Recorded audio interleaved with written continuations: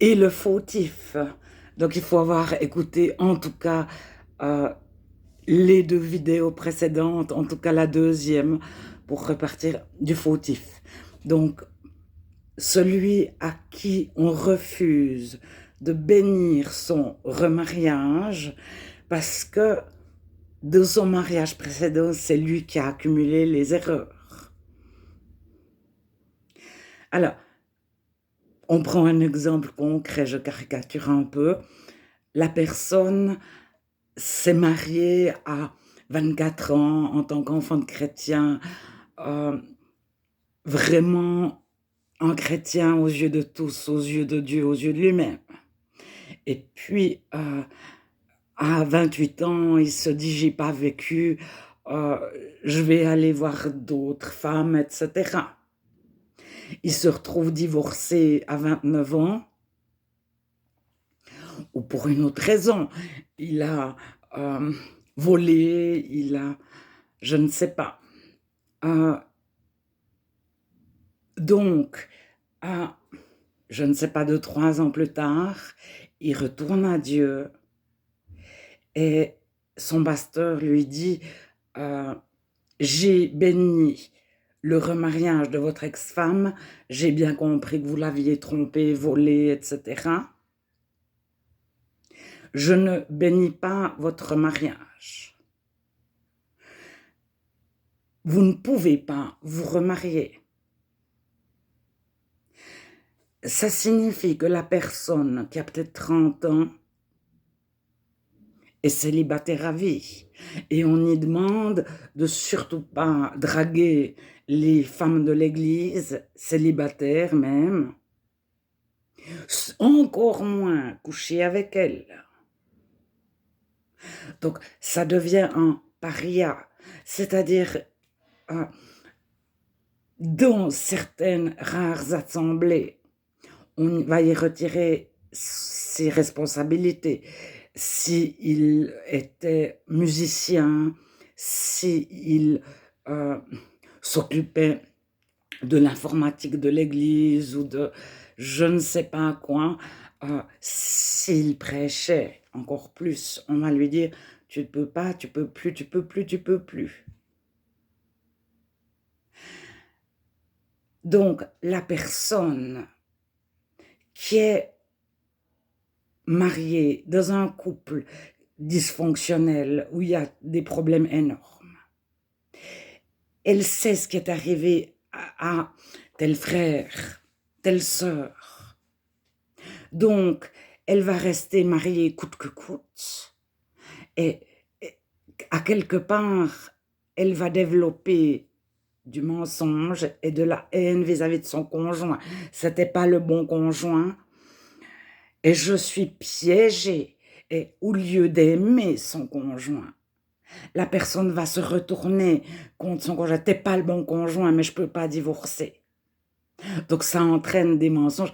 Déjà, si on souhaite rester marié pour garder son titre, c'est un piège énorme parce qu'on ne souhaite pas perdre son titre d'ancien, de chantre, de ceci, de cela, sa bonne réputation. Et des fois, on est payé, c'est notre gagne-pain. On mange parce qu'on est pasteur.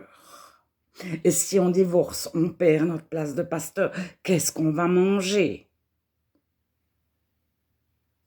Alors, c'est pour ça que toutes les lois que les personnes créent, quand on est sous la lettre, légaliste, amènent à la haine et au mensonge. Parce qu'on reste pasteur pour manger. On reste chantre pour garder une bonne réputation. Mais ce n'est plus devant Dieu. On ne fait plus les choses devant Dieu, mais pour plaire aux hommes ou pour se défendre. Alors le chrétien ne se défend jamais. Jésus est sa défense. Au moment où on cherche à se justifier, on entre dans un processus qui va déboucher sur la haine et le mensonge. Et le mépris de ceux qui vont vous. Alors en tant que pasteur, si on refuse de bénir le remariage, où on fait tout pour que l'autre ne divorce pas, souvent, c'est parce que soi-même, on tient le coup et on exige des autres qui tiennent le coup. Moi, je serre bien les poings, je fais pas, donc toi, tu vas aussi serrer les poings, ne pas... Donc, il y a une accumulation de... C'est ce que Paul Washer disait, on met des chacals en cage au lieu de les rendre brebis, mais la brebis, elle est transparente. Alors, euh, bon, je caricature beaucoup, mais souvent, parmi les genres d'évangéliques qui sont très, très, très contre le remariage et qui ne béniront jamais le remariage de fautif, la plupart luttent contre le célibat des prêtres catholiques et disent, donc chez les évangéliques, le pasteur, il doit être marié. Les anciens aussi. Il y a, exceptionnellement, il pourrait être célibataire. Mais c'est parce que c'est du bon sens. Dans le sens, les déviances des prêtres catholiques, ne serait-ce que la pédophilie qui est arrivée dans les médias et dans les tribunaux de quelques pays du monde qui avaient des lois anti-pédophilie il y a quelques années, les évangéliques ont tous dit on les oblige à rester chastes. Oui et non. On les oblige à rester non mariés. Ça dépend des vœux qu'ils prononcent, mais ils ne peuvent jamais se marier. C'est une question d'héritage. C'est pas une question de chasteté. C'est les moines qui font vœu de chasteté. Enfin, bref, ça c'est une petite parenthèse. Mais les évangéliques, certains évangéliques, on dit si les prêtres étaient mariés. Et puis, quand on apprend que dans la confession, les prêtres écoutent des femmes parler de sexualité. Après, on leur demande d'eux-mêmes de choisir d'être... Et ils ne dépendent pas de la grâce de Dieu, ils dépendent de l'ascétisme. C'est je dois pas. Et à un moment donné, ça saute d'une façon ou d'une autre, à moins qu'ils aient une grâce de Dieu particulière. Mais en général, ils ne comptent pas sur Dieu, ils comptent sur leur bonne pratique religieuse, leur juste pratique religieuse.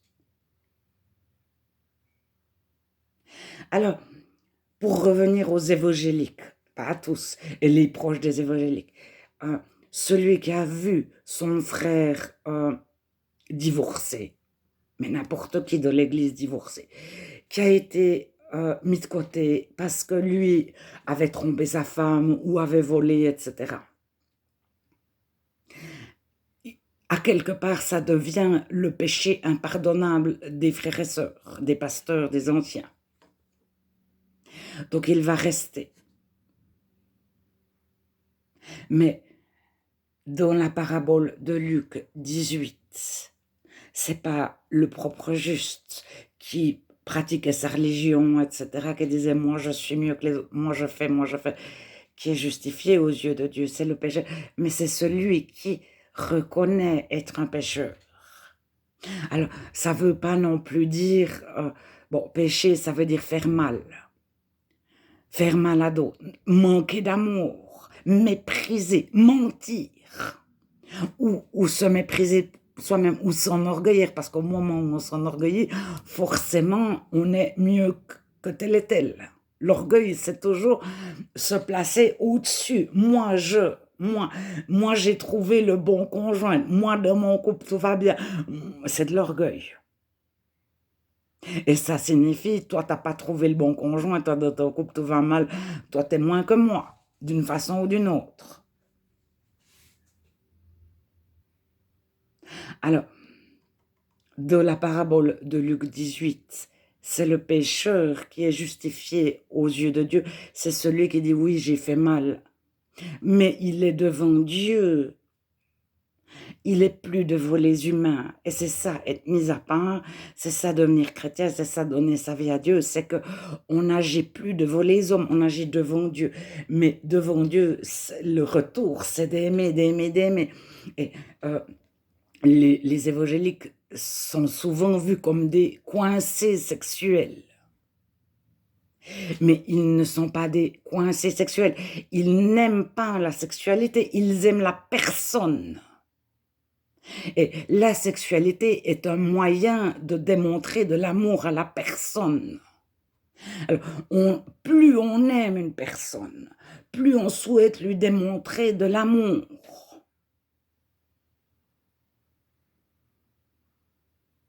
Mais ça n'a,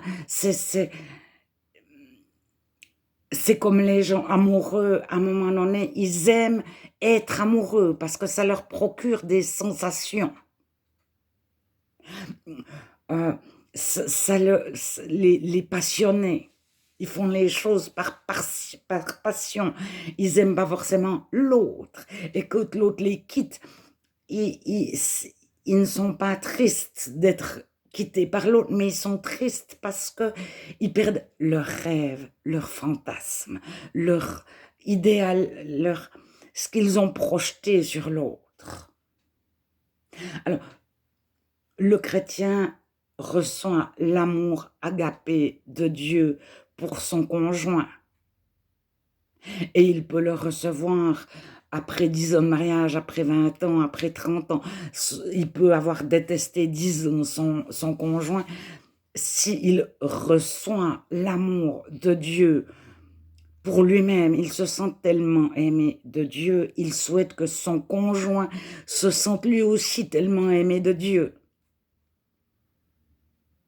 C'est pas pour prolonger un couple qui périclite, qui va un peu mal.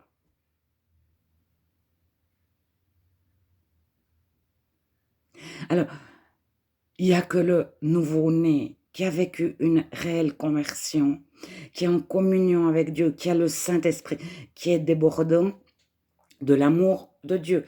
C'est le psaume 23. Dieu m'a oint et ma coupe déborde. On n'aime pas pour se faire du bien à soi-même. On est tellement aimé de Dieu qu'on souhaite que l'autre sache combien il est aimé de Dieu. Elle est aimée de Dieu. Et alors, actuellement, l'amour est vu comme quelque chose de mal. Ils appelleront le mal bien, ils appelleront le bien mal. Les gens qui aiment sont vus comme l'amour est une compensation. L'amour est pour se mettre en avant. L'amour, c'est être des frustrés, timides, etc., etc. Mais qu'est-ce qui est juste? Parce qu'alors ceux qui dénoncent tout ce qui est faux, mais qu'est-ce qui est juste? Et je pense qu'au moment où on dénonce ce qui est faux,